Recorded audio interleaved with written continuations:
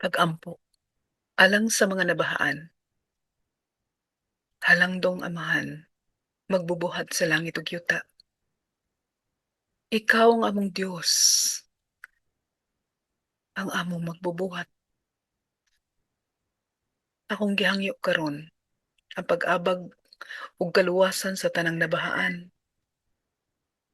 Dili ikalimod ang padayong paglunop sa daghang lugar sa kalibutan, lakip na diri sa among nasod. Nasayod kami sa among mga kapakyasan, sa pag-atiman sa kinaiyahan. Akong gihangyo nga pasayloon mo kami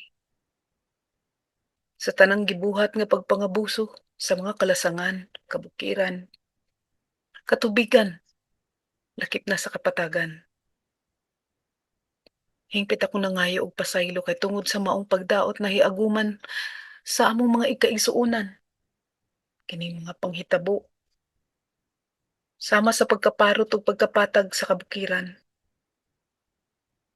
sa pagkalawom tungod sa pagkubkob sa mga kayutaan aron sa pagmina ug pagkuha sa mga bahandi, sa mga kadaot sa kasapaan ug kadagatan.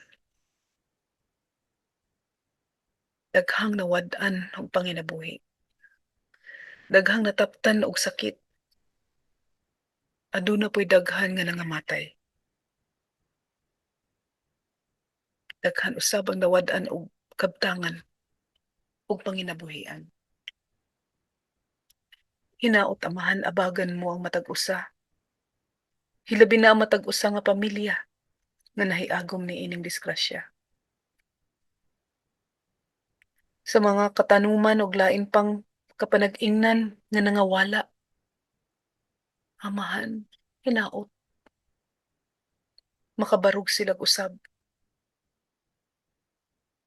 atagi silag panginabuhi, atagi sila sa imong grasya nga magpadayon, nga makabuot nila ang ilang mga panginahanglan. Tuwangi sila amahan. Daghan sa mga biktima ang walay gibuhat nga kadautan. Apat tungod sa maong binuhatan, naangin ang tanan.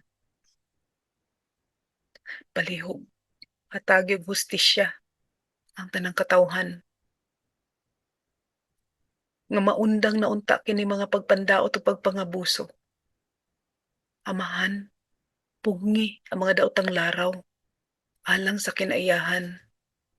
Pugni ang mga lideres nga naghatag og mando ug pagtugot sa pagpandaot sa kalibutan. Labaw sa tanan hinaot duyugan mo kami kanunay sa imong presensya, pag-abag ug pagpanalipod aron padayon kami maglakaw subay sa imong dalan. Ang dalang sa katarong ug kahayag nga puno og pagtuo ug pagsalig nga kanimo sa tanang higayon sa among kinabuhi. Amen.